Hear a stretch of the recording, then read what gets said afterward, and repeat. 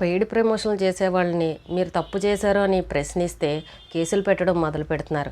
చూడండి, మనుషుల మీద ప్రశ్నించే వాళ్ళ మీద కేసులు పెట్టగలరు.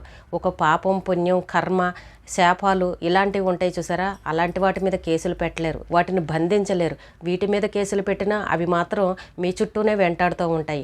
పెద్దవాళ్ళు చెప్తూ ఉంటారు, తప్పులు చేయకూడదు, తెలిసినా తెలియకపోయినా మనం అలాంటి తప్పులు చేస్తే వాటికి పరిష్కారం, సమస్యకు పరిష్కారం ఏదో ఒకటి చూపించాలి, లేదంటే ఆ శాపాలు తగులుతాయని పెద్దవాళ్ళు ఊరికే చెప్పలేరు.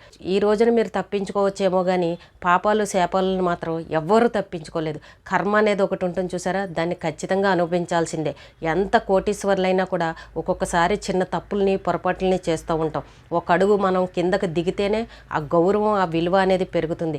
లేదని పొగరగా పోయి ఈగోలకు పోయారు అని అంటే ఈ శాపాలు, పాపాలు ఏవైతే ఉన్నాయో ఖచ్చితంగా వాళ్ళ కుటుంబాన్ని చుట్టుముడుతూ ఉంటాయి. కానీ దీన్ని గ్రహించుకోలేకపోతున్నారు.